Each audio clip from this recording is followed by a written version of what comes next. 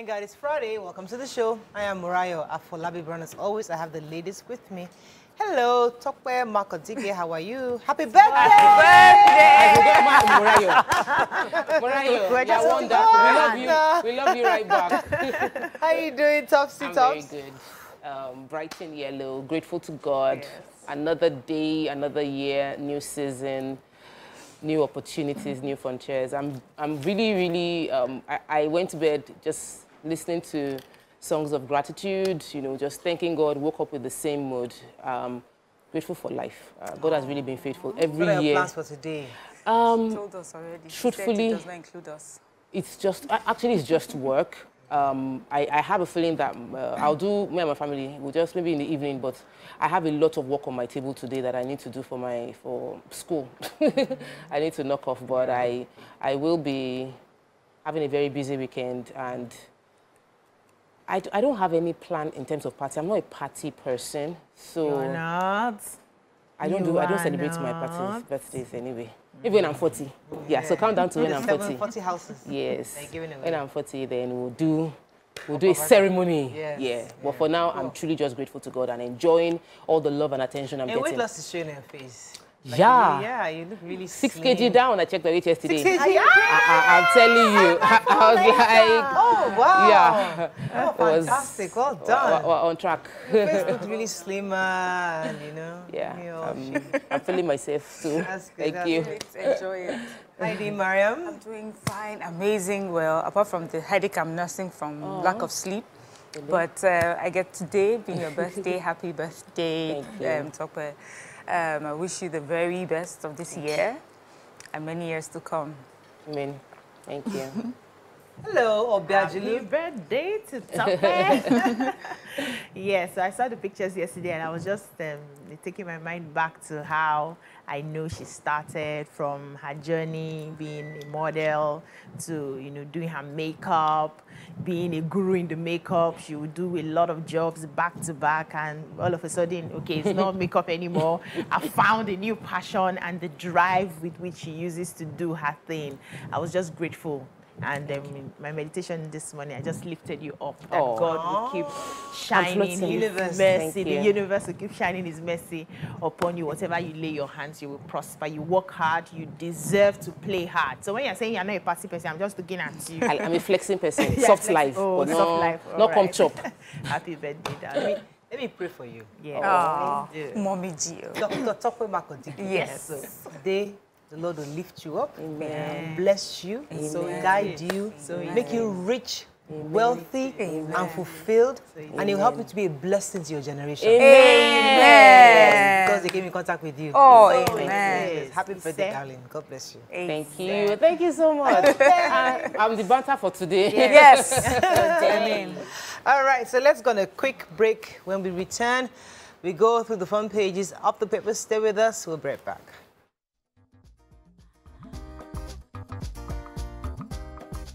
Stay tuned. Your View will be right back. The Nation. APC chairman to aggrieved lawmakers, hold your fire. Live telecast motion for hearing Thursday.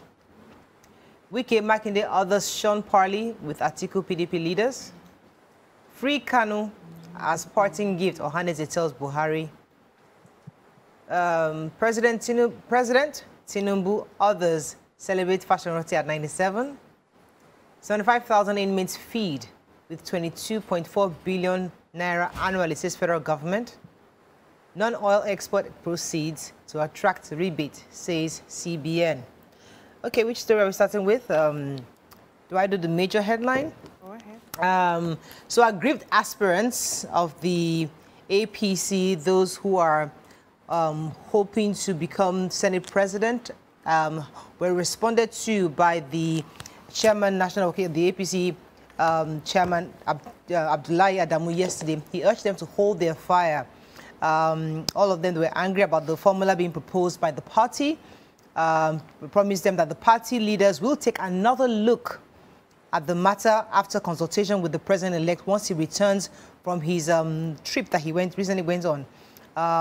They said that the decision that was made was not final, that they understand that maybe wide consultations wasn't carried out across all the various stakeholders. However, he's ensuring them that they will return, once the president-elect returns, they will reconsider, and that they will consult with the president-elect when he returns from his working trip in Europe, and revisit the decision that was made concerning the zoning of the Senate presidency and other principal officers.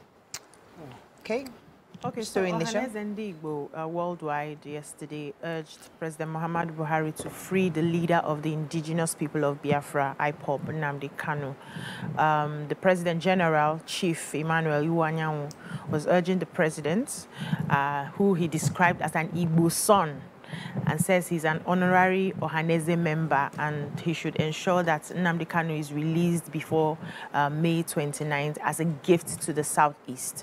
So he said this during, there was an event that happened. I think there was a presentation that happened when he said this. I'm trying to get that presentation, but finally he was saying that over 60 million Igbos are requesting that Nnamdi Kanu be released, and this is more like an appeal that they should not be afraid that Igbos are seceding. They are not seceding. They have businesses all over the country. Nobody's going anywhere, but they need him to be released. That they have seen everything that President Muhammadu Buhari has done for the Igbo people in the Southeast. That initially when he got into power, they were not happy, but just before he's about to leave, they've seen a lot of improvements in some parts of the Southeast, and so they're excited about it, and they're appealing as a son of Igbo land that he is, because he's been given some honorary chieftaincy titles.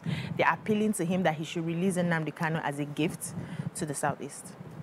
I have the federal government. So yesterday, the permanent secretary in the Ministry of Interior, Shaib Belgore, was explaining that the government plans to spend 22.4 billion naira to feed 75,507 inmates across 24 custodial centers. And he gave us also a breakdown. He says we have 75,507 inmates, 244 custodial centers across the country, and that there's been a steady rise in the population of inmates, so far, and 80% of them are awaiting trial. Out of these 75,000 plus, 73,000 over are men. I thought that was huge. They're waiting trial, meaning that they could so be, we have over 52,000, about over 52,000 are waiting trial. A little over 23,000 are convicted, and 3,000 and above are waiting, have been on death row. So he just explained, the Minister of Interior also explained that, yes, we have overcrowded facilities, especially in the urban areas. So we have like Lagos, Abuja, and state capitals. But then areas that are not so urban, you don't have this overcrowding. And he's hoping, that we'll see improvement in the correctional service and criminal justice. I'll take the PDP story. So yesterday, the People's Democratic Party tried to hold a post-election reconciliation meeting. There hasn't been any meeting for the PDP since the election, and the PDP Governors Forum chairman, that's Senate Governor Aminu Tambuwa, had called the G5 governors with the hope of bringing the G5 governors and Atiku and Okowa to mend fences. But Governor Wike, Makinde, Ikpeazu, Ifeanyi Ugwuanyi of Enugu State, all the G5 governors declined to show up, and they didn't send a representative. So obviously, the conversation was that the plan to reconcile the party failed, which is so sad. We're going to watch how it goes. Maybe after they've shared all the portfolio. Yeah. To mend the fences. The Punch. National Assembly leadership, APC moves to pacify aggrieved aspirants. Customs sees sack of military uniforms. Lagos, naked man found dead in car. Wow. FG sends foodstuff to Sudan for stranded Nigerians. Fashion royalty marks 97th birthday, laments Nigeria's woes. Buhari Osinbajo governors get 651 million naira hardship allowance. Atiku relieves PDP's glorious days, says party moving backwards. And debt servicing hit $112 million monthly, says CBN. Okay, which story are we starting with? The human interest story. Yes, so residents and passengers around Isheri Olowura Road, Ojodu-Bega in Lagos woke up on Thursday to behold a strange scene in the neighborhood. They said the corpse of a yet-to-be-identified man was seen. Ojodu-Bega right here? Yes, just close to us here. Was found in the car in the neighborhood, and said his head was the victim, the driver's seat, while his body was stretched to the passenger seat. His clothes were littered all over the car, but there was no sign of struggle on his body, so it couldn't have been a fight. Yes, they don't know what happened. Some residents said he's a stranger in the environment, but he looks familiar. They've seen him a few times. They know the face. But he's been taken to the mortuary. The police hasn't responded to questions on what could have happened. So probably investigations. We don't have names. Nobody. Quite a sad story. Yeah. So I have the picture story. Customs. So Customs is saying the Nigerian Customs Service Federal Operations Unit Zombi Kaduna said it intercepted a sack of military uniforms and others with a duty-paid value of 628 million in 1 month. It says the operatives, while on a stop-and-search operation, intercepted a vehicle that was being driven by a Nigerian. During the operation, they observed like a bag at the back, and when they opened it, they had all sorts of assorted military camouflage shirts, trousers, T-shirts were found, and this person was coming from Niger Republic and said that he was going to deliver it to some person in Katsina State. Anyways, the uniforms were counted to be 22 pairs of foreign tactical military camouflage shirts and trousers, another 25 pieces of military camouflage T-shirts he added. Anyway, they have handed over to Directorate of, that's DSS, for further investigation and prosecution. And so many other things that they have intercepted in the course of this 1 month. Marijuana, opium, with street value of about 31 million naira. What are we looking for, these drug addicts and drug pushers? Anyway, they've been doing a lot of work in this 1 month. Okay, the National Emergency Management Agency have said they've sent foodstuff to Nigerians in Sudan while they are waiting to be airlifted, according to them, to cater for the stranded Nigerians that are waiting airlift in Port Sudan back in that war-torn area. According to them, they didn't want them to be stranded, so they sent them bags of rice, 10 kg, 100 bags of 10 kg rice, 50 bags of beans, 10 cartons of seasoning, 50 cartons of spaghetti, and 5 bags of salt. According to the Director General, Nema Habib Ahmed, who was saying that was meant to cater for Nigerian citizens while they are waiting to be airlifted. He confirmed, however, that 2,246 Nigerians have successfully been airlifted back to Nigeria, but they are still using only 12 flights. So they're hoping that they can get more partners to get more flights to airlift Nigerians away from that war-torn area. Yeah, so that's pretty much the story. Okay. The story about our president, Muhammadu Buhari, and Osinbajo getting hardship allowance. From the way the Punch carried it, that the NLC is complaining that Nigerians have suffered a lot of hardship, and over the past 8 months, that within the last 8 months period, the president has earned 14.08 million naira as hardship allowance. The hardship allowance is supposed to be 50% of their annual salary. And the vice president, Osinbajo, has earned 12.16 million as hardship. Okay, that's over 8 years, sorry. Over the period of 8 years, they've gotten that as hardship allowance. They also broke down the one for the state governors and their deputy governors. And the National Treasurer of the Nigerian Labour Congress, Hakeem Ambali, said that the outgoing regime had inflicted heavy hardship on Nigerians, and that even the 40% increase that they pay rise they've given to federal government workers that will take effect from January isn't enough. It's already eroded by the inflation of the past few years. And so he said many workers have been laid off, listing a lot of the problems. And in his statement, the Minister, the Minister of Labour is saying that we're in a general economic crisis, and that is not, the issues are not peculiar to Nigeria alone. And the fact that workers are demanding for more wages is not a problem that Nigeria is going through alone, but that's the... Okay, let's go on a quick break. When we come back, we continue with our review. Stay with us. We'll be right back.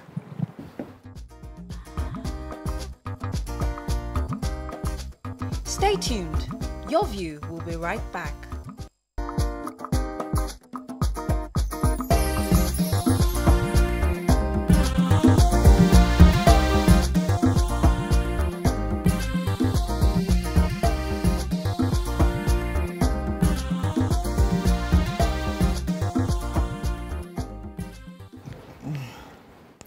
Thanks for staying with us. We're going to move on now to Daily Sun.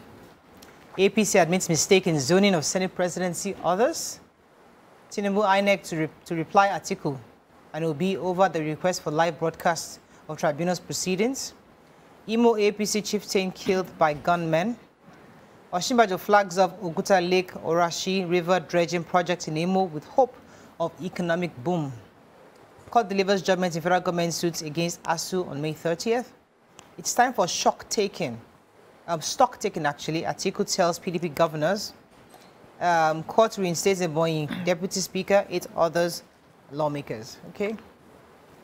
Which story are we starting with in Daily Sun? The chieftain of the All Progressive Congress, APC, in Imo State, and Oru East Council chairman of the Bola Ahmed Tinubu Shetima presidential campaign, Captain Anthony Enoch, was on Tuesday shot dead by gunmen and his body dumped inside the boot of his car.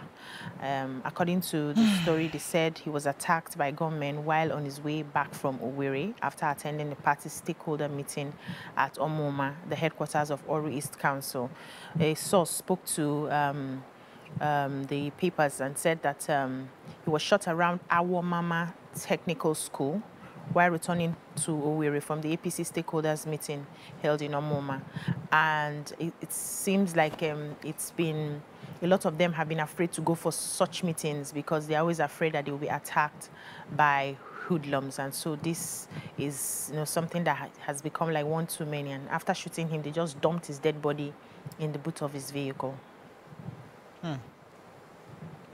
Okay, another story in Daily Sun. So, just very quickly, ASU, the court, Justice Benedict Kanyib had said that they will deliver the judgment on ASU by May 30th. According to him, the judgment in the suit filed by the federal government dragging ASU to court will be delivered May 30th. People are looking forward to that because this has been going on, and I know Mr. Femi Falana is the lawyer for ASU, and they've been, and he has actually informed the court to file a notice of appeal before the Court of Appeal, and he said that he's contesting the ruling of the court of March 28th, which ruled that the Minister of Labour, that's Chris Ngige, had the power to refer the matter to the National Industrial Court. So this was dragged to the appeal court, and then we're going to be getting the ruling by May 30. Many people are really quite concerned about ASU and the federal government because of this back and forth that's been going on for a while. So hopefully they can get this case on. Okay, which other story? Yeah. The Abuja division of the Federal High Court has reinstated 9 members of the Ebonyi State House of Assembly whose seats were unconstitutionally and illegally declared vacant. The lawmakers were Ngozi Iziolu, Oliver Osi, Odafe, Aleke, Umoke, Chidi, and let me not spoil all the names. Justice Inyangukwo mentioned that the Speaker of the State Assembly has no constitutional powers to declare any seat vacant, and that these people were elected March 2019. They have a 4-year tenure. INEC is not meant to do any by-elections to refill that position because their mandate is still their mandate, and that every salary owed from last year, which is from February 2022, when that decision was made, should be given back to all of the Deputy Speaker and the 8 other Ebonyi State House of Assembly members. And we're hoping that justice gets served. The court also put a well, I don't know. It's just a bit weird that we have to go to court to get to know what the right thing to do and what is wrong to do in the first Nobody wants to place. do the right. Thank God that we have the courts. Exactly. Vanguard Northern senators threaten revolt over zoning template. Awujale at 89, your epitome of good character and integrity, says Obasanjo, Tinubu, and Abiodun. Presidential poll, court adjourns Atiku's petition till May 18th. Expel suspended members acting APC script, says LP. Particulars of Kogi Bayelsa Imo governor candidates out today. FG votes 2.4 billion naira for Moshood Abiola Stadium High Performance Center. One shot dead, others injured as Amotekun traders clash in Ikiti. Angola overtakes Nigeria as top African crude oil producer. Detention, I fear Kanu may die in DSS custody, says Ozekome. And the military onslaught, panic as fleeing terrorists approach Berengwari. Okay. Which story? Let me start. So this one we got when we received the papers online. It's health section. I didn't find it on the front page. But it's saying that there's a growing concern among consumers of fruits and vegetables in Benue State because of the discovery that sellers are using some chemicals to ripen these fruits and vegetables so that they can make quick sales, of course, and make profit. They're using what they believe to be calcium carbide, and I quickly checked it up. It's used in manufacturing industries, for steel manufacturing and metal cutting. That's what it's used for. It's very dangerous to our health. And yet, fruits and vegetable sellers, some of them are using this to ripen, you know, the fruits. For some people, you would notice that you buy fruits from the market. You get home, it looks ripe, but when you get home, it just does not taste ripe. So that's what's happening. And the All Farmers Association of Nigeria, the chairman says that they've been speaking to the farmers and the sellers and warning them about doing this and that it's illegal. And really, if they understand the impact this has on people, you would think that there would be common sense would tell you not to do something like that. But I guess greed plays a major part in market. So the government needs to keep an eye and also make sure they prosecute anyone that's caught. It's just ignorance sometimes. You just feel like, oh, it helps it to ripe. You don't even think of the impact of it. You just keep doing it.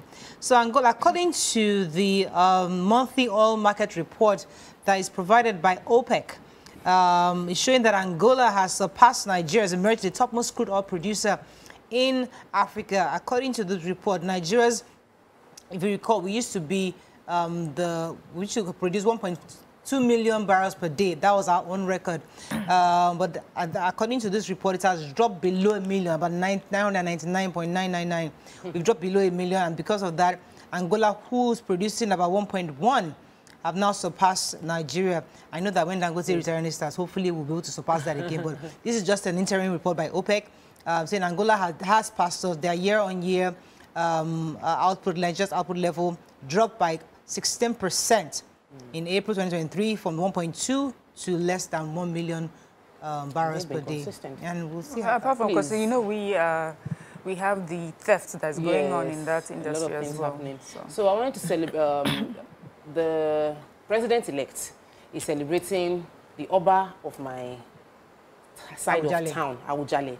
The president-elect Asiwaju Bola Ahmed Tinubu is congratulating the Awujale paramount ruler of Ijebu land, Oba Sikiru, as an Ijebu girl, Oba Sikiru Kayode Adetono, on the occasion of his 89th birthday.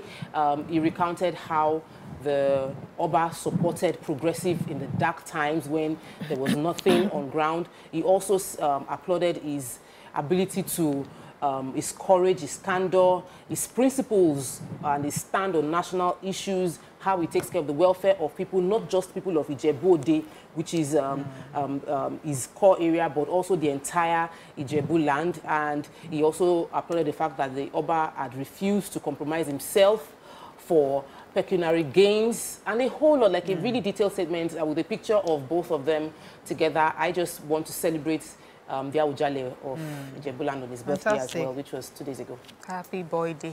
Okay, our last people. I'm thinking of having a party for Momo. Oh, please. She's 98 this year. Wow. So when she hits 100, I think we need to No, you don't need to celebrate today. 98 will be celebrated. Yeah. Oh, all of us are going to be celebrated. I think we should celebrate. 100. Yes. 200. 100. No. Today is a gift. That she is. No. We celebrate every day that we have. Okay, we'll think about that. The Nigerian Tribune. Opposition may have its ways, Yari warns. FG to spend 22.4 billion on feeding 75,000 inmates. Pengerson attacks 50 federal government over the 77 trillion naira public debt, says it's calamity of highest proportion. LP factions fight over Tinubu swearing in. Amotekun traders clash in Ekiti. NSCDC to repatriate 25 trafficked children from Kaduna to Kogi. And G5 governors, Fayose, Mimiko, others absent at PDP's Governors Forum reception. Which story we haven't taken? They said kidnappers attacked a car dealer, shot his son, and abducted his daughter, who is then writing the May-June senior secondary school examinations. Said the attack on the car dealer, they have not been able to ascertain his name, first of all, happened along NDDC Road, Saple, local government area of Delta State. According to the report, said the car dealer was on his way home at about 7 p.m. when the kidnappers laid ambush and swooped in on him. He said that as he sighted the hoodlums, he ran away, leaving his children in the car. And they were just abandoned to their fate. So one of them was kidnapped, the other one was shot, and they disappeared. So far, they've not gotten any news from the kidnappers. They've not been asking for any form of ransom. So people are saying that in that area, a lot of kidnapping usually would happen. And so they're asking relevant authorities to come in and probably make more roadblocks with security agencies on the roads there so that they can safeguard the people of Sapele town. The police is yet to respond to what has happened. Okay, so in Kogi, very quickly, the governor was really interested in this case. So 25 children trafficked from Kaduna were actually returned. What happened was that they had seen a 13-year-old boy who was roaming the streets in Kogi State at odd hours, and then the matter was taken to the police command. The CD Hamad Gandhi was given this report. So this young boy was taken to the police, and then they investigated further and then realized that he was trafficked from Kaduna State down to Kogi, and they now led to the arrest of 22 other foster fathers who had brought in about 25 children from Kaduna. And Governor Yahaya Bello had shown high level of interest in the matter and ensured that those kids were taken back home to their families. This is really, really sad. Trafficking is still ongoing, and you're taking children outside without the permission of their families. And you know, that usually happens, but I'm happy that the governor stepped up, and then we are seeing a chain of reaction in terms of people that are getting arrested. Okay, that is all we can take on Front Page Review. When we come back, it's Celebrity Friday. We have a celebrity in the building, but first, our hot topics. Stay with us. We'll be right back.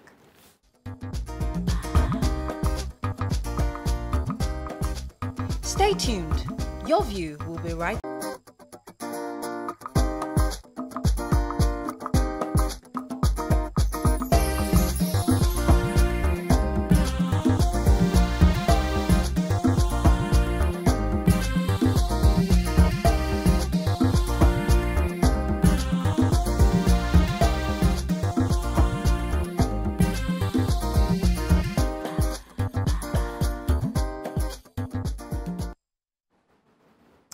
Thanks for staying with us. So, a celebrity or reality TV star, Leo Babarinde Akinola da Silva, was popularly known as Leo da Silva, posted via his Twitter handle saying that if you're dating someone that has never traveled abroad and they eventually do, there's every possibility your relationship is over immediately that they travel. Now, do you agree? Do you disagree? What are your? There's also been the factor of long distance.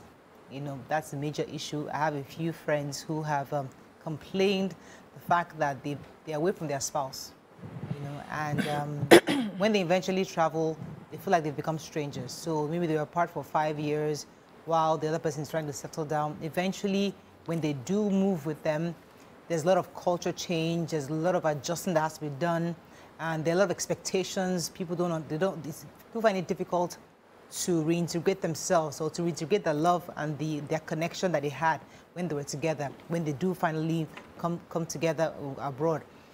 This is our new reality. As much as we like to pretend it's not happening, every single person you know has somebody that recently relocated or is struggling or is starting over somewhere else or have left everything they're doing here, they move. So it's our reality. We have loved ones and friends who are having these issues, and it's a conversation that is worth having at this time. You can call us on 081-270-53687, 091-390-76948. You can also tweet to us at TVC Connect. Please hashtag YourView TV, so we can read your tweet. So based on this tweet, his own is about when you marry somebody that haven't really traveled before. The moment you travel, realities change, mentalities change, thinking changes, and there's a possibility that, you might fall apart. That's one angle. The other angle is managing long-distance disconnection and then eventually moving with a person and still struggling. Many people have found that they had to break up because they just realized that it's not working. Dynamics that started your relationship in Nigeria is totally different when you finally move abroad. I think one of our callers this week also alluded to that. So what are your thoughts on this change of environment, change of mentality, change of thinking, and adjusting to the new lifestyle when you leave Nigeria? So I think exposure is a big deal. There are things that people will take that when they realize or they know more, they won't take it anymore. There are things that we see as normal here that are very abnormal in normal societies. There are ways women are treated here that it doesn't happen in other places. So if someone has lived in Nigeria all their life to a point, had relationships here, and they travel and they see the way other people cherish women, or they see the way another person opens the door, pulls out the chair, asks if they are okay, they start to, that exposure makes them question why are they not getting that same treatment. So if that's not their reality here in Nigeria, there might be pressure. I also feel that the the tweet by the person is very simplistic and that's not the reality on ground, but I don't know what his personal relationship or what he saw that made him put that comment. Yeah. But I feel that human beings based on exposure change. The more I get exposed to knowledge, the more I read books, the more my thirst and quest for life changes, the more my confidence changes and I'm expected to be treated in a better way. And I think that is a good thing, not a bad thing. And the comment was sort of like connoting that it's a bad thing if they travel, they now come back and they're like expecting the relationship is over. No, they should ask for more. And if they deserve it, they should get it. Let me come to you, Mary. Your thoughts. What exactly is more? I like what you said, but how do you think that changes when somebody travels and comes back or goes back and meets somebody? How does that affect the relationship? You know, I don't even know how that would affect the relationship because personally, I would not see that affecting me in any way. But I have to say that I read some of the comments and, you know, sometimes perspectives, it opens your mind up to possibilities. So one of the comments I read was that, especially for girls, when you travel, by the time you come back, that there's this new look. You are now a... Jaded. Yeah. You're now, you know, gendered or Yankeed person. So now you're on a different level. And when you're now on a different level, this your local Nigerian guy is not it. So you come back maybe with an accent or two, you know, and maybe you've met a few friends over there and they've come back to Nigeria with you. So maybe that is what people are talking about, that it opens that person up to new experiences, which is what Tokwe has said, opens you up to new experiences, maybe new friendships. And then you find that maybe what was common between you and your relationship before isn't there anymore. But I don't think just by going abroad, it's enough to just break a relationship. I think that sometimes when you are away, so now I'm going into that your long distance relationship thing as well. Sometimes when you're away from a situation, you have a better sense of what you're in, you know, or better sense of what you need from your partner. And I see that people, when they are in the relationship, you find outside people telling you some things that you don't see. You don't even understand what they're talking about. But then when you take a step back, you're like, oh, is this what people are saying? So I can see that happening, but that does not necessarily involve you having to travel out to do that. Because I know that a lot of people that watch movies, they have friends, and they feel like that. Because I know a few people that have never traveled, but they're more exposed than a lot of people that I know that travel because they've been able to intentionally open their minds up. But what is it about this traveling that people feel like, say, I want to travel like this, so you are the changed person? Is it the air? Is it what exactly is it that just makes you a totally different person once you leave Nigeria and come back? I think sometimes when people are poor, they are not living their authentic life in a way that they have to make do with the relationship or make do with the friendship or make do with the environment because that's all they have and that's all they can afford at the time. Now, when they travel, It changes because now they have an array of options. They now realize that, this person's accent I no longer like. I've seen a better accent. This person, the way she dresses, I no longer like. I've seen a better person, you know, and that changes. But I've seen people who, they are used to that aspect of life. They don't break up their relationship because all of a sudden they travel. They travel all the time. So it's not like I'm going to become a new person if I now find myself in Japan. I'm a new person every day. As I wake up, I'm a new person. And so they go through life like that. But I've seen people who actually did enjoy distance relationship, and they dated for years before they finally got married, and nothing happened. As a matter of fact, there was a question we're asking ourselves, like, would you prefer that you have a husband who travels and comes back once in a while, and or would you prefer somebody who just stays home? Two of you see each other back to back every morning, every night, you quarrel and all of that. And some of the ladies I spoke to said they prefer the husband to be traveling and be coming, so that we see once in a while. That time, that period that we see, the love is sweet. I've missed you, you've missed me. There's no room to quarrel. And before it's time to start quarreling and start getting used to ourselves again, it's time for you to carry your bag and go back to work, you know. And that relationship lasts. I had a family friend at the time in Alakoko whose husband never stayed home. I think he was offshore. So he would come once in 6 months, and the relationship would be sweet. He would buy all the goodies, and then before we say Jack, he has gone back to work. And they lived for years. The time the job stopped, that he stayed at home for 2 years, two of them were like, you see this marriage, we can't do it. Carry your bag, I carry my bag. Like, they realized that they didn't even know each other that deeply. And it was now like we had to start learning and relearning, but they were able to still make it work because, of course, it wasn't some very heavy problems. But there's something I want us to take out of this relationship, which is people have their different personality types. Some personality types want that close-knit, huggy kind of relationship. I see you, I breathe into your nose, you breathe into my nose. Some personality types need their space. And so if you have to do a long distance relation, you need to ask yourself, am I the type that needs my space from time to time? If you actually do, your relationship will work and make sure your partner is on the same page with you.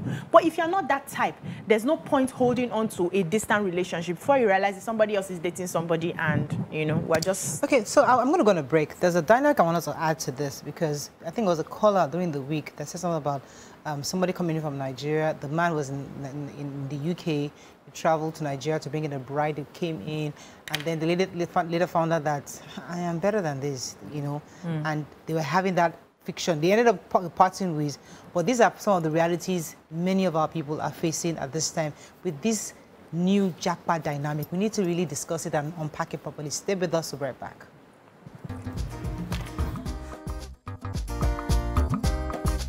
Stay tuned. Your View will be right back.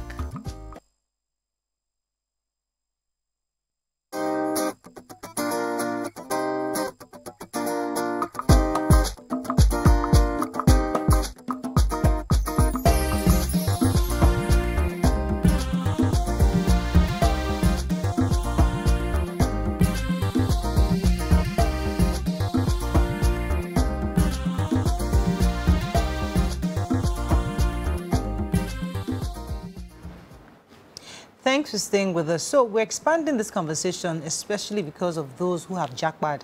And I'd like to open our phone lines to hear from Nigerians living abroad, because for those who are still lining up at the visa embassies, lining up to or filling forms online, it's important for us to have these conversations so that as you are moving with your family, you are discussing and you are evaluating all the various angles. You can call us on the numbers on your screen, 081-270-536870, 913907694. You can also tweet to us at TVC Connect. Please hashtag YourViewTVC so we can read your tweets.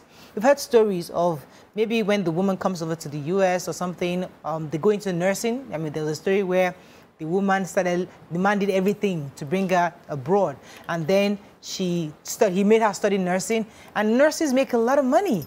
And he kept collecting her money. After a while, the woman was like, I can't keep giving you my salary. you know, and then they fell apart because the woman felt that, listen, I am the one making this money. You cannot be collecting my money. And the Niger thinking of, oh, I have to give you half my salary or my entire salary, it's not going to work anymore because she has a bit of exposure now. She's talking to her friends, her other nursing friends in the hospital, and she's like, you can't be earning your salary and handing over to her husband. So your mindset changes. The same thing where you travel and you bring in somebody, and maybe in Nigeria she was a very, very obviously submissive person. And the moment she enters the US, after a while, the submission is still there, but she's somewhat adjusted because she's like, we both have to work. We're now having to, or maybe she came with the papers, for example, maybe you are still struggling. Those dynamics are constantly changing. And it's how do we ensure that homes don't continue to break apart when they relocate? That's a major conversation to have. And I don't know, like, I think we have a caller. Hassan, good morning, Hassan. Thanks for calling. You're live. Good morning. Good morning, sir. Advice about this is for both sides, the male and the female. Please, don't go for a fake man. For a what? Don't go for a fake woman. What? Don't go for a kept man or a kept woman. Whatsoever the case, I don't see any difference moving abroad. You are what you are. If you are good, you are good. Yeah. You can decide to go to the moon. You are still deceptive. True. All this issue of moving abroad is that a lot of men don't even understand the ladies they are moving with. All these fast-track ladies, all these ladies that have the sign that they cannot live in any matrimony are the ones people are going for. If you go for a decent woman, even if she relocate to the moon, it will be the same, submissive and understanding. Yep. The same thing with the men, because we are talking about women here. There are some men that are also, by the time they relocate, they become something else. They are fake men. So go for a fake man, you as a woman. A man should not go for a fake lady. Thank you, Hassan. You know, I was going to say earlier, the dynamics we have here is different. Mara, let me let you jump in. So, you know, when you were saying don't go for fake manner, sometimes you cannot tell. You never know. And it's really about the dynamics. So you're here where largely culture encourages you to be submissive. And it's easy also to be submissive because this is the breadwinner of the house. He goes out, he makes the money, he brings it home, and he's taking care of the home. And that's fine. Then you find yourself that you have jackpot. And here you are, you're the one that can work, probably. You have the papers. You're the one that is doing the nursing, spending the many hours at work, and making the money. And now that you're making the money, the husband now feels, okay, what's my role here? The dynamics have changed. You're now the breadwinner of the home. Am I supposed to now be submissive to you? And the woman is saying, I'm not asking you to be submissive, but since I'm at work, you do the household chores. Now, don't allow me to go to work and come back. And that also can just bring, start off a whole lot of trouble. That story you said about the nurse, going abroad and giving her salaries to her husband. You see, that was such a huge trend at one point. It was a big story, actually, that Nigerian men were thinking that the women were just waiting to get abroad so that they would leave their husbands and not contribute to their homes. Until we now heard from the women where they say, will you take our money from us? And then when you take the money, you would not even give me what I would need to even take care of my, personal things. And those were things that caused problems. So at first, it was this story of this Nigerian woman that I brought her here with all my money and all my papers. And look at what she's doing to me. She's calling the police on me. Then we started hearing women say, do you know what I've been through? Just because I wanted to show appreciation and be grateful eternally for bringing me here, but yet you've turned me into a slave. So you're so right about saying that now that this has become a regular thing that we're doing now, we must sit down and talk about how we are going to manage this new family, the possibilities in the change in dynamics, and how would we handle that? And if we're going abroad, is it just for the money? Or, is it worth it to also, if it's going to be such a risk to our family, are we willing to say, you know what, I would rather keep our family here work it out, or just going there, making the money and losing our family. Those are conversations. Let me take this call from Joseph. Joseph, are you there? Thanks for calling. Hello, Joseph, you're live. Go ahead, please. It's a brilliant question, and I want to say here that you guys are doing a very wonderful job. Thank you, sir. In the first place, I must confess that the initial agreement didn't go well. Oh, Joseph, I really wanted to hear Joseph. Please, if you can try to call him back so we can hear him. Go ahead. First, I'd like to quickly respond to what Hassan said. People change. There's nothing like fake. People change based on exposure. There are things that I did not know, but I now know. There are things that I did not even think I could do, but I can now do. And changes happen. The fact that, and it doesn't mean that you're not submissive or respectful or you're not being kind or you have now transformed into a monster. It's just the reality of you now understand more about your rights and you can ask for more. Now, when we talk about the importance of this conversation, is that many people don't already within Nigeria have tough conversations. Many couples cannot discuss money. They cannot discuss the fact that I don't like the way you spend money. I don't like the way you shop. I don't like the way you keep buying these kind of things. We don't have that conversation. We don't talk about just talk about food. We don't talk about the fact that have you eaten or paid NEPA bills, that kind of things. We are talking about a country where if you don't pay bills, you might freeze to death. If you don't pay bills, your entire family might be thrown out of the house. The dynamics are far different from what is happening in Nigeria, and families must be ready. When people are traveling in terms of education, you go with 3 children, 4 children, and one person is in school. The person in the school is not allowed to work. Sometimes partner is allowed to work. Some go with a quotation that means that you are only there to help with the children. You cannot do any job officially. That means the burden is now leaning on one person part-time. Maybe it's only the other that can work, and the woman is in school. And the man you must prepare from Nigeria that while I'm in school for 2 years, for me to be able to finish well, I might not be able to work. Will you be comfortable with the fact that you have been missing all the family bills? Yeah. I have that conversation before. You might not prepare for the entirety of it because you don't know what will hit you there. But if you've already had tough conversations here, the likelihood of marriage breaking up because of the pressure there. Pressure reveals content. And when you travel, you will be hit with different dimensions of pressure. And the things you did not know were inside you will come out. Oh, fantastic. I think I like that. Let me take this call from Kelechi. Good morning, Kelechi. Are you there? You're live. Yes. Good morning. Morning. Okay, can you hear me very well? Very clearly. Go ahead, please. Okay, I like this. I love this. I love the topic this morning. You see, my take. You see, marriage is a symbiotic union. Okay, and biology told us, like in this union, 2 of them, the 2 partners, they are symbiotic in oppression, symbiotic in everything. All right. Although biology didn't tell us, like in the case of a symbiotic animal, biology didn't tell us who is the head. But in relationships, the man is the head. But let me chip in there. This is said that I like what this is said. This is said that every day she wakes up new, and that is true. She discovers herself new every day. And what is the newness of? What is that newness in her? Tope answered that question when she said that when I read books, mingle with people, not any kind of people, maybe brilliant minds, listen to good topics and all that, I tend to have better perspective about life. Right. Have better dreams and all that. And this is the realities. These are the realities of life. Kelechi, oh, we lost that. Let me. I'll come to you, BC, in a second. I joke around here that my husband cannot boil water to save his life. He can't.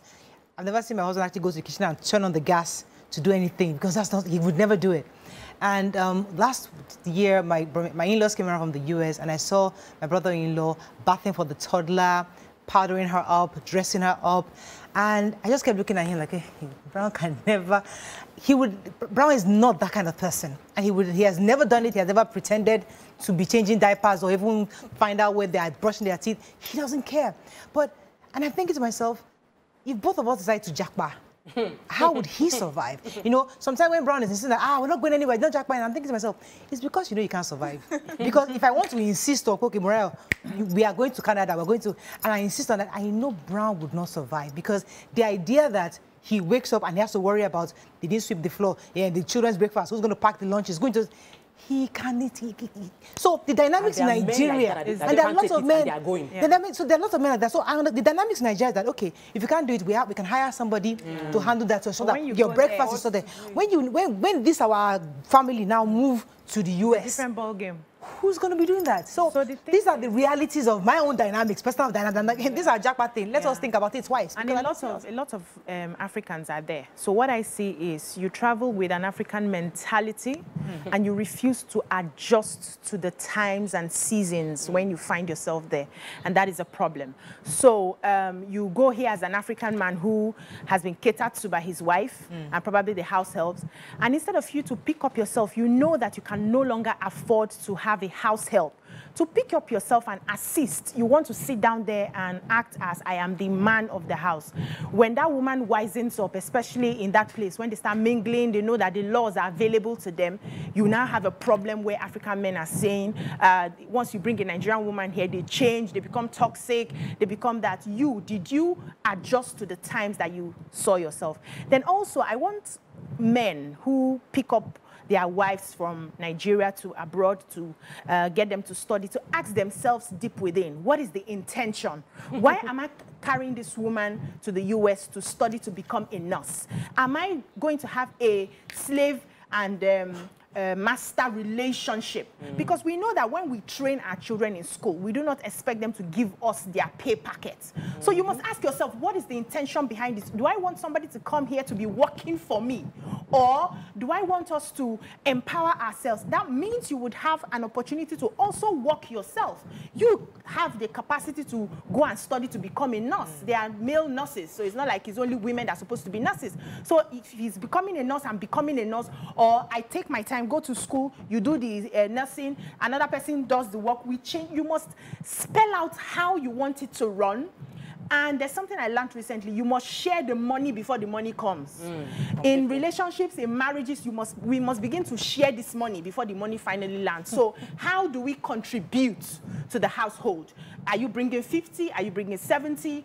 Am I expecting you to bring my pay packet? And if that's how your own dynamic wants to work and the woman is okay with, I will hand over my pay packet, is not a problem. You are the head of the house. You must have that conversation from the beginning before the money finally comes, so that one person is not saying, you just want to use me here to work and I'm not gaining anything. All right, let me take this call from London. Yomi, are you there? Thanks for calling. Yes, you're live. I'm a first caller. Welcome to the show. I've been watching this program every time. Thank you. And it's so interesting, you know. Okay. And people from the students that come on this JAPA visa, they did not, they don't understand how this country is. London is a very stressful country. It is not the same as Nigeria at all. Both the man and the woman, everything you do is based on 50-50. But then once you are in this country, it is not that the woman will look onto the man that, as we are in Nigeria, whereby probably it is the husband that is paying the house rent, or that is doing all those things, and that the woman will just be working and be using the money just to do whatever she wants, to settle probably little things. It's not the same as UK. You know, all the bills just comes at once. And if the husband has to settle it, you will have nothing left. So therefore, the share is, but the students that are coming now, they did not understand. And this very country is, in Yoruba language, they call it Ilubiore, whereby if the man does not behave himself, they will send him out of the house for the woman to leave. Thank you very much, Yemi. You know how when you go to a new company, there's something called onboarding. You know? Like there's really no Nigerian community. Well, maybe they do have it now, because I know back then, you just come in, and when you come with the mentality that I don't want to go into a Nigerian community, I want to find a white community and stay there and just be, I don't want to see Nigerians, I've been with Nigerians all my life. But then you find out that when you hit the rocks, you need a community that can show as a buffer for you, that understands your background. So sometimes maybe we need to start some kind of onboarding organization with Nigerians, where as you're entering, there's a group that is available to help you understand the laws of the land, what you can do, how you can structure your home, because the collapse of marriages because of JAPA is getting more and more prevalent, and it's something that's worth discussing. But let me come in. I'm told our celebrity guest is here, so hopefully she can join the conversation. Stay with us. We'll be right back.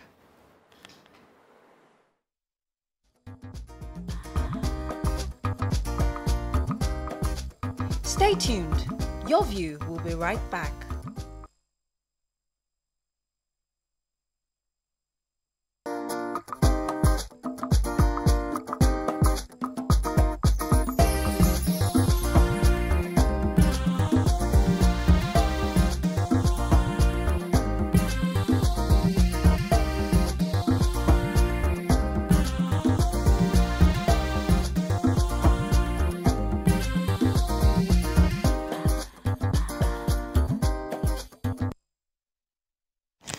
Thanks for staying with us. So our guest is an actress, filmmaker, singer, TV personality, and entrepreneur.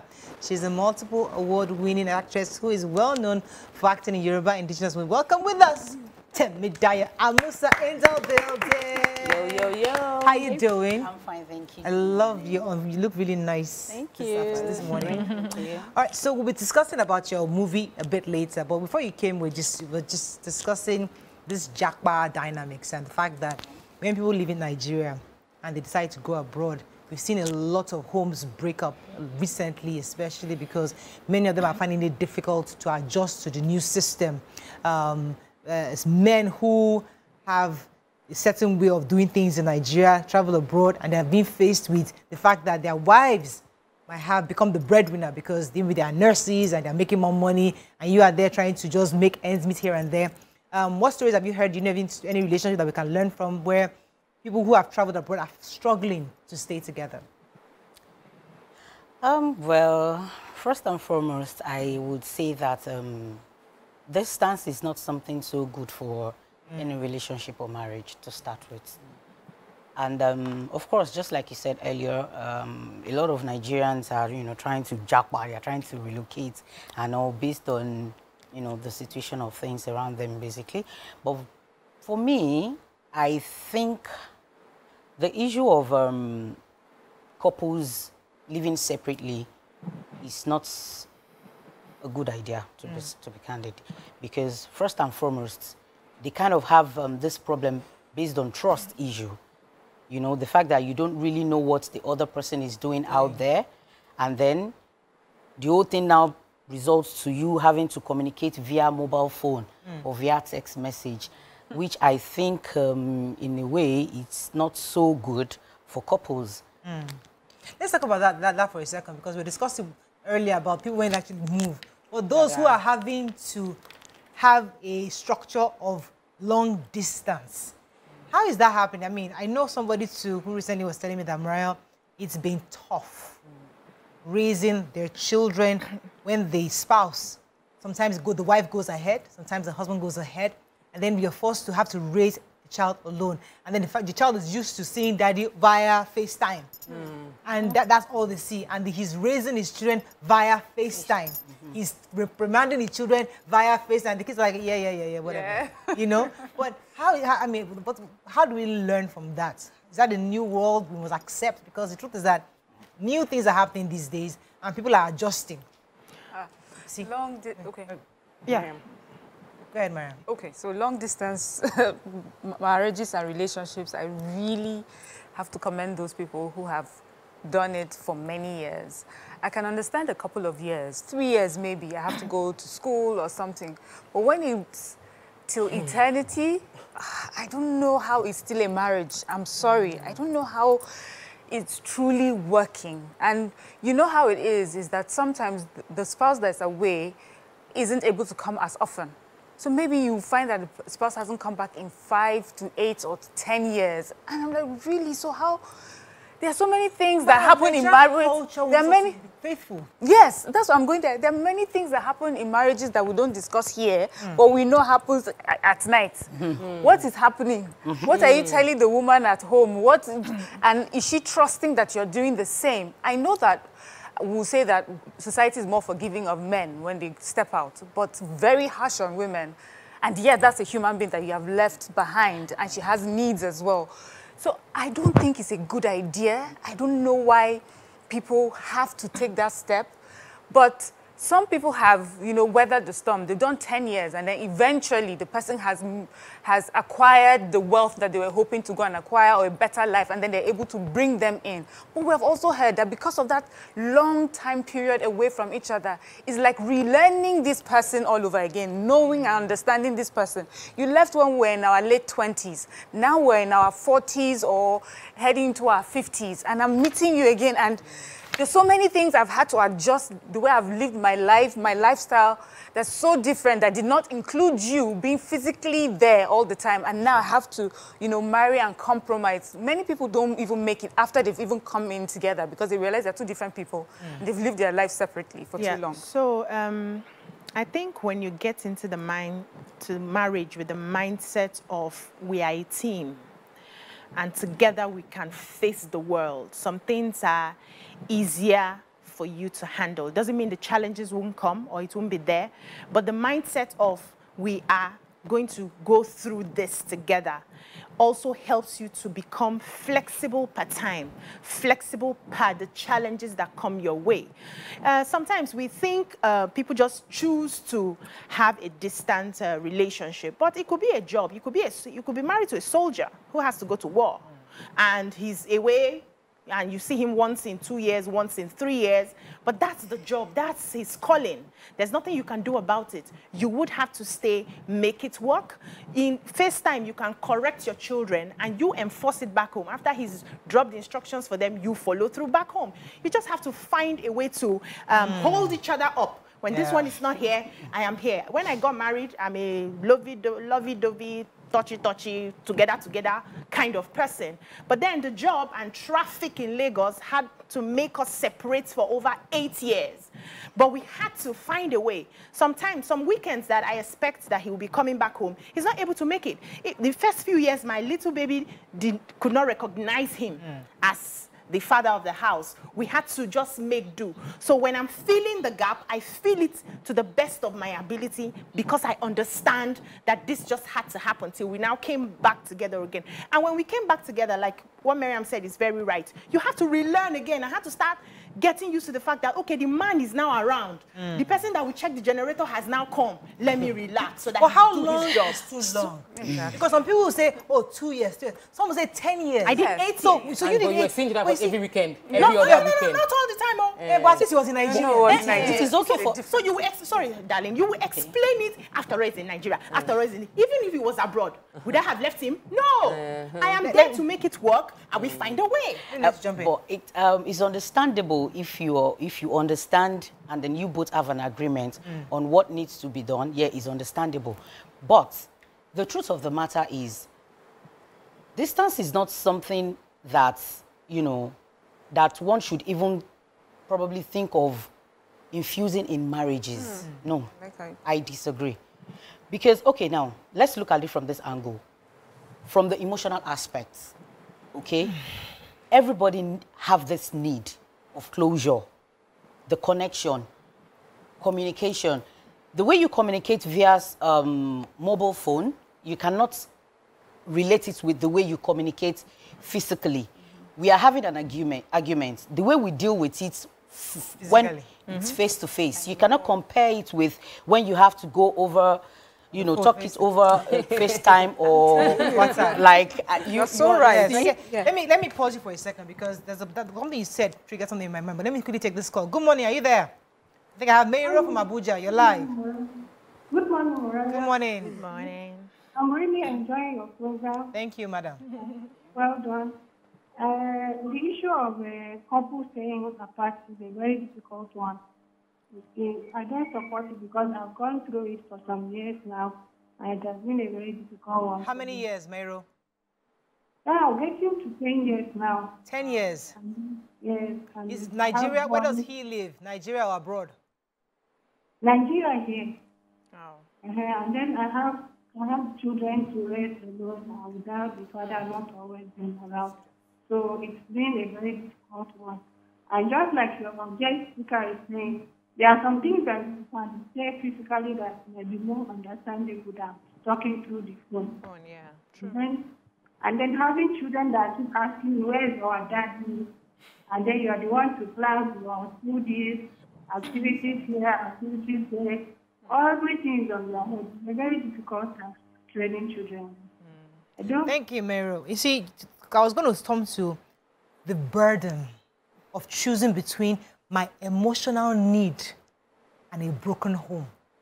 Because a lot of women are having to choose that, let me just manage it. I have this need, valid need, but I will sacrifice that need. Mayro, like, I will sacrifice my desire, that need for companion, the need for emotional connection. But I am willing to sacrifice it, but you don't even know how long the time is. Yeah. So my question is, how long am I willing to sacrifice? Especially in this judgmental society that we are in, if it was a guy, they believe it's okay to step out, right? But if it was a lady, you know, they feel like you're cheating and all that. Yes. But then, just like I said earlier on, everybody have this need that needs to be met by their partner.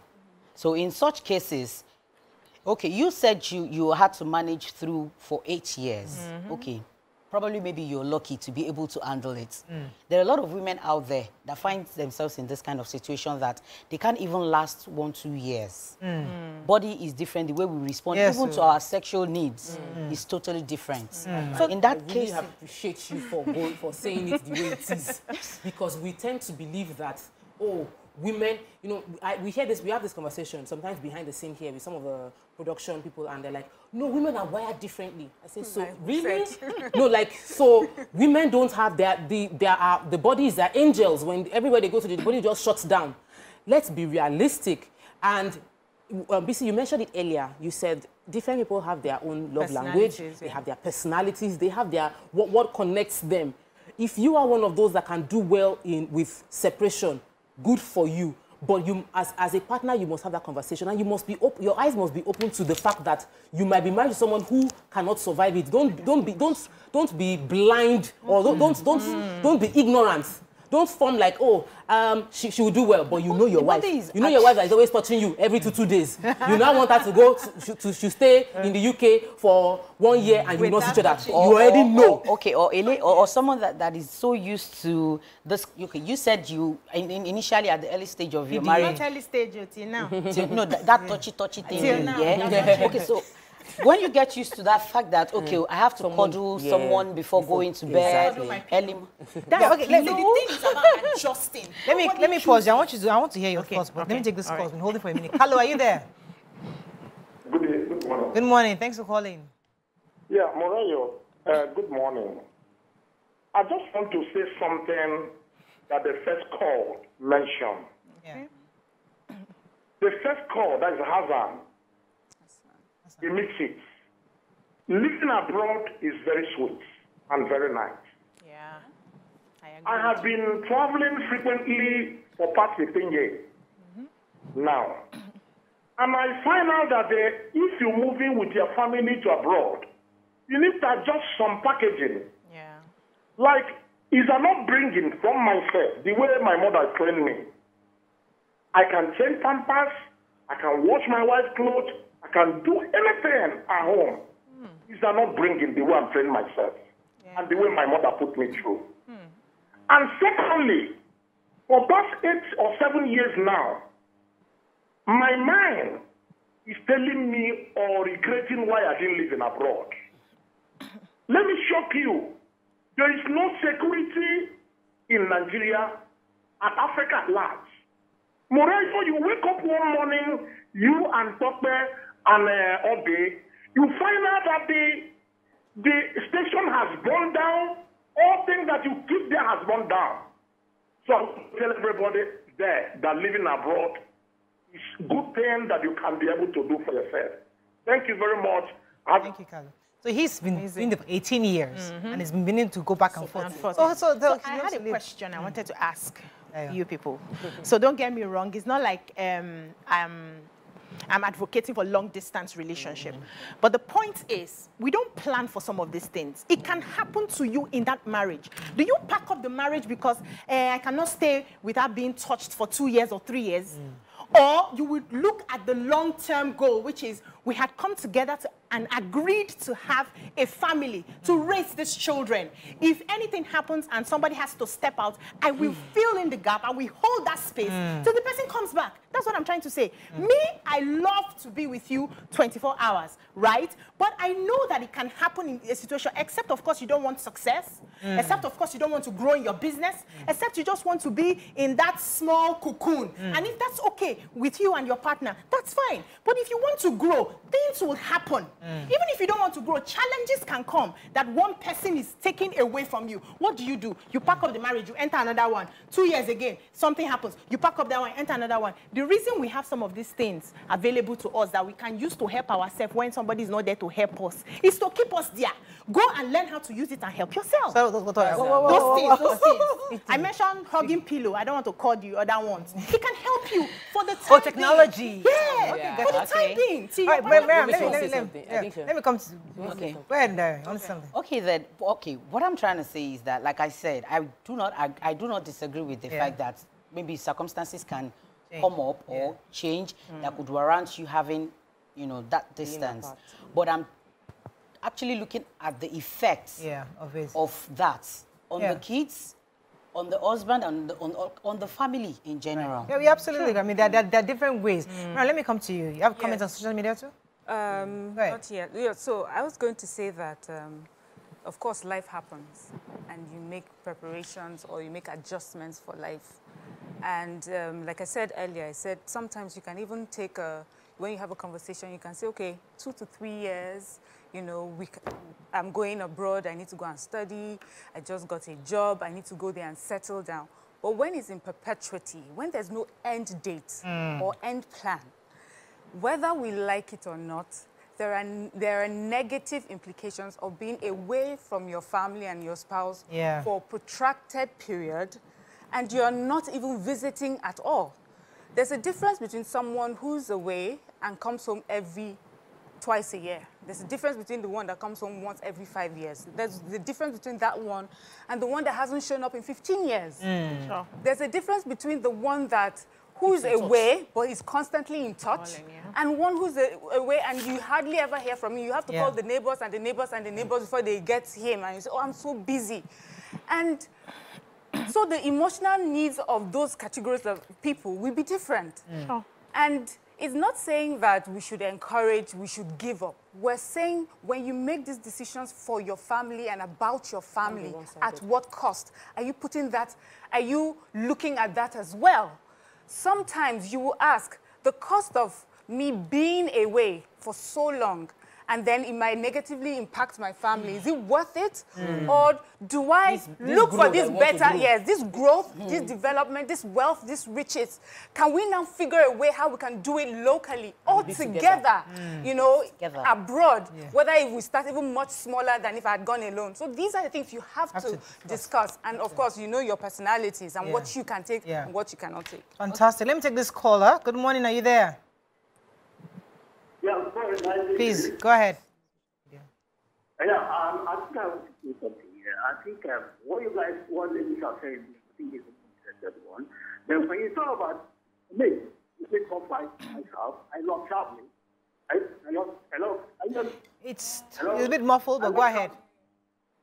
I love traveling, but the truth is that, you know, you like sort of adventure. Of move, you know, not to look at people. So when you're thinking people home, when you think it that to your home, I understand the environment that you need to have. William, we can't hear you very snub. It's quite muffled. So sorry about that. We have to say something. You mentioned it, but I'll say it it's a Yoruba quote. You know, like if I'm holding on for too long, I can, if the, Dr. Olumide said it before that many women can marry you the way you are, but they don't want you to stay the way you are. I can cope with the fact that based on life's decision, like things we didn't plan happened, but there must be an end in sight. There must be, what will be the results? So it is that there's nothing to look forward to. There is no hope. It is a limitless, like, one, I don't have a decision to make. That is it. So the conversation here is, let us, whatever decision, whether you want to stay in Nigeria, one person will go, both of you will go, sit down and let it be a family discussion. Of course. Tough conversations need to be had. Scenario buildings need to take place. What will happen if this happens? How do we resolve if this happens? Have those conversations, and then we can probably have more united fronts, even wherever we find ourselves as a happy marriage. We have to wrap up on this, but let me let Dayo. Yeah, okay. Go ahead. Talking from a personal experience, I had a personal experience based on this. Okay, it was a relationship of like 4 to 5 years. It was a distance relationship, but eventually it didn't work. Okay, like I said earlier, the issue of trust issue, you know, tripping in and then stuff like that. For me, I feel if you have to, relocate, the JAPA thinking, probably you should all agree as a family to relocate together as a family. Then by so doing, you know, it might really, but the wife staying in Nigeria, the husband out there, the kids, you know, it's kind of, you know, creates a kind of division. Sometimes afford to.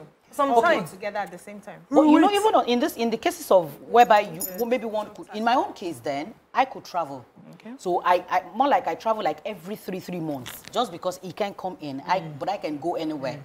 But it's quite expensive having to manage such situation. But interestingly, when it's flipped, where the woman is abroad with the kids and the man is one going back and forth, people find it easier. They don't see that long distance. But the women even like the break, because the husband goes to Nigeria, they carry all his Nigeria nuances. He's still all this Nigeria, we have to break, we cook this, you have to do that.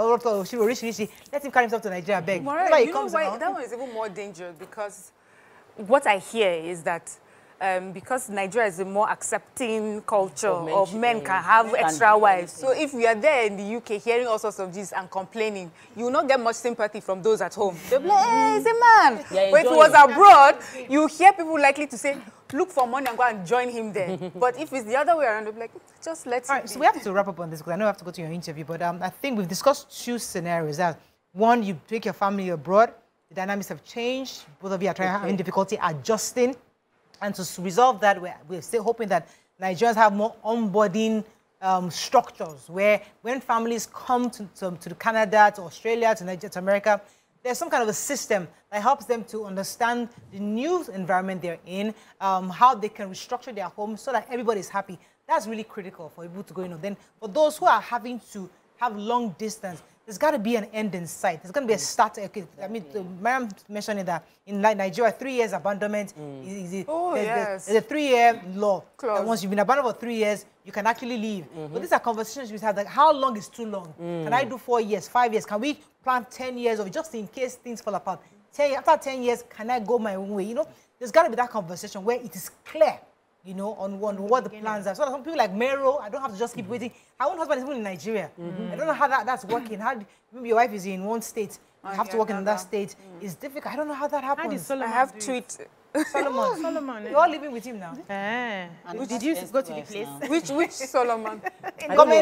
Solomon has so many concubines. So many social media. Let's take a wrap up. Anything? Yes. Bill Kidd says, no one can tell you how it feels except the person in the situation. Yeah. Sure. I think we're undermining the fact that marriage is about companionship. We shouldn't even be having this conversation ideally, but we have normalized separation of the family unit, and it's sad. Any other one? That's it? Queen B says, people are wired differently. I can comfortably stay for 3 to 5 years without seeing my husband, and I will never cheat on him. As far as being apart is for the good of the family, and we both agree it's okay. So there are women Jaffe like that. Frederick says, JAPA as a family is okay, but JAPA with one spouse is delicate in a situation where he or she can come into Nigeria or he or she can't go out. The question is for how long that is going to play out. As Mariah said, how long is too long? Okay, I think we're going to wrap up on that. Let's go on a break. When we come back, we'll now delve into what Dayo Amusa is doing. Stay with us. We'll be right back.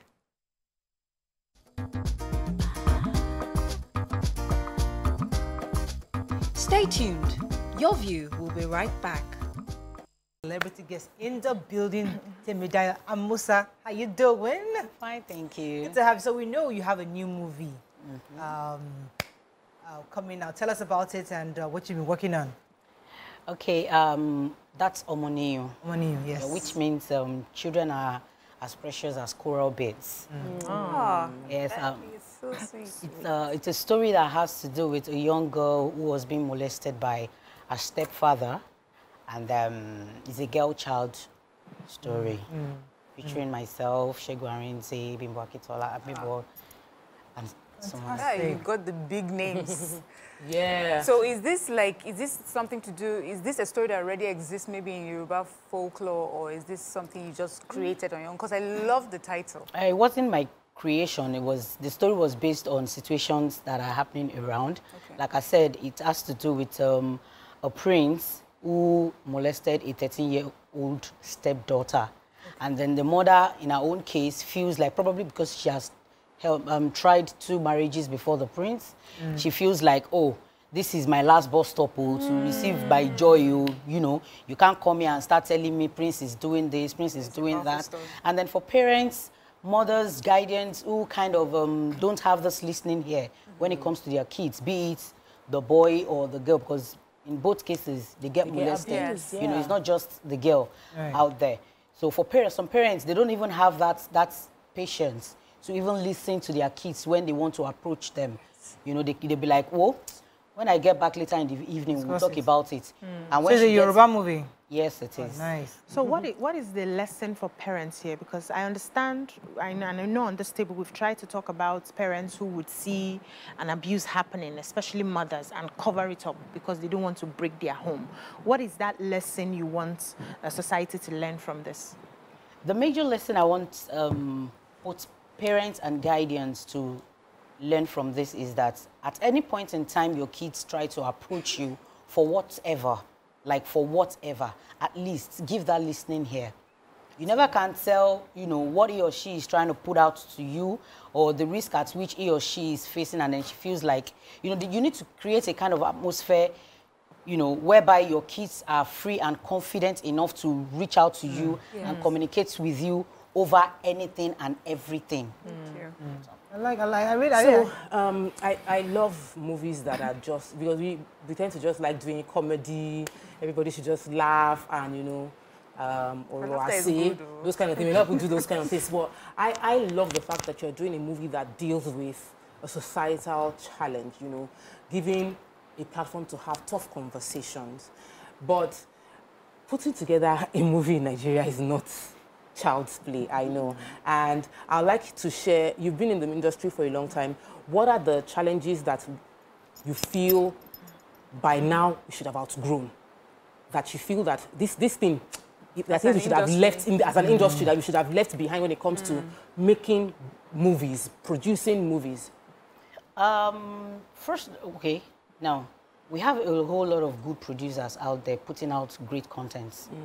And I think the inability to kind of have their movies, you know, being put in some particular platform is one major challenge we're having, which I feel like if we're able to, you know, rectify these problems, it will do well for the producers, even for the audience that are, you know, that are to see the content.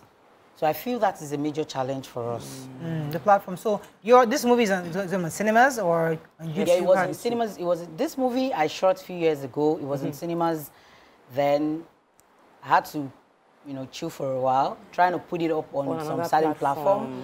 But after a while, I just felt like rather than keeping this project in there, even if it is just 10,000 people that is able to see this, I'm sure I'm passing a message to someone. It's on YouTube now? Yes, it was. Oh, fantastic. So that's the part of the challenge. People are now releasing their movies to just be on YouTube platform. When you shoot a movie to a cinema standard and then unfortunately you're unable to put it on the right platform in which you feel it should be, and where you can as well make, you know, have revenue from what you invested. But then, sorry to just ask, I'm curious, what do you think is the reason why you would have, like, you've put in so much money, effort, and you're unable to get it on the big screen? what do you think is lacking? Is it we need more space, like more big screens or more companies to help in marketing? Or do you think that there's just some sort of content that maybe the industry is not looking to and wanting to push? You know, is it maybe they may not see it as marketable? Or do you just think that the industry needs to be more creative in bringing in newer stories and newer producers and productions on the big screen? Well, like I said earlier, we have very good producers out there putting out good content. Yes. I think probably maybe the fact that maybe some people don't really have or know whom to approach. Okay. Basically, or better still, okay, in some case, okay, like now with Omoniyu, like I said, I tried putting it up on some platform, but then I was like, oh, you have to go through this, you have to go through that, and then, okay, this is not coming in from this platform, so therefore... So there's like a click. Yeah, try not to say it. I don't want to use the word. Because BC also has expressed this same challenge, and it's a major challenge. It is. I mean, but we need to create our own platforms too. Yeah. I mean, everybody just wants international platforms, you know, looking for the big names. But I think, I mean, many people also are trying to see what we can do to have an African platform where people can actually have these kind of movies. Provide the content. Provide. Maybe, okay, like Netflix now. We have Netflix Nigeria, but it is not solely an African platform. Yeah. Okay, maybe if we can have a platform that can actually project African movies fully, maybe that would be of help to wonderful producers out there putting out content. So, okay, what I see there is just that there's a lot of middlemen. There's this bridge.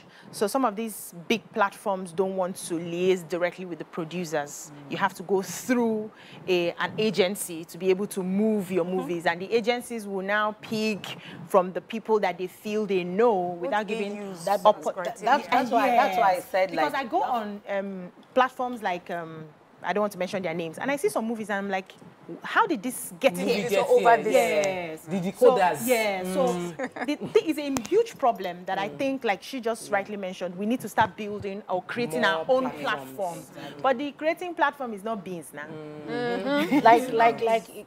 It's high time we tell our own stories in our own way, and then we kind of project what we stand for as Africans out there. Like I said, there are middlemen, there are agencies, you know, standing between these big platforms and we producers. And then some of these agencies kind of feel, oh, okay, your movie is coming to the cinema, it's not coming through me. I mean, it's not coming through us. Okay, you're coming.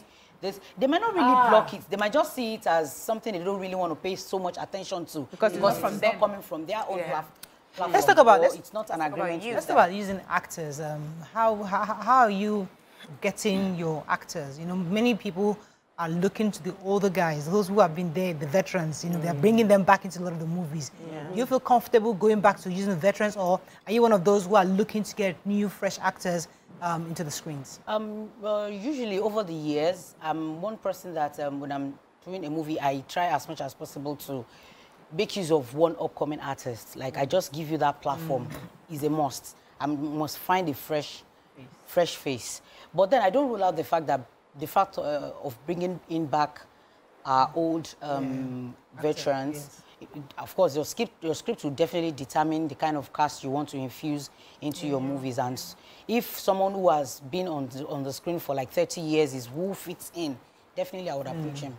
Wow. So what are your plans, future plans going forward? I mean, Omoni is now on YouTube.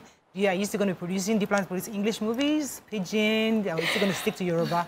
No, well, I do both Yoruba and English. Okay, Pathetic isn't Yoruba. Nice. That Which Binds Us isn't Yoruba. Oh, fantastic. Okay, so I kind of, yes, I produce some English movies and then Yoruba, but probably maybe because I started up with the Yoruba sector of Nollywood and I'm more... So tell us do you want to collaborate with producers who would, you know, join hands with you and do big? So what I see is there are a lot of independent producers. If you look around, everybody's doing. Tope is doing, Miria is doing, Miriam is doing, BC is doing, Nima is doing, one. And there's no coming together, there's no pulling forces together, because if you pull forces together, you would actually reach the top faster. But have you tried to collaborate before? Has it worked? Do you have any plans to collaborate? Are you afraid of collaboration? Okay. I haven't collaborated with anybody, but I intend to do that. Okay. Because filming is something I really love doing, and I don't see myself, even if I'm not going to be acting as an actor, but I don't see myself backing out of filming production in general. Okay. So definitely I'm actually looking at collaborating with other producers so that we can come together and then put out something good out there. So it also says you're a singer. Yeah, everything. I guess I'm an entertainer. You're multi-talented, as they say. So tell me, what was it? I just would like to know, like, growing up, what were the things that you had in you or you saw in you that directed you to where you are today? Okay, growing up, aside the norms of going to school and all that, I realized that, okay, at my very tender age, sometimes I might just be in the house, and then, you know, those days whereby you have this cassette, this rolling cassette and stuff, you know, kind of play and then try to record things I say and things I do in the house. I can be very, very playful. Okay. So I think I just have that thing within me. I just like to entertain people. I like to crack jokes. I like to play.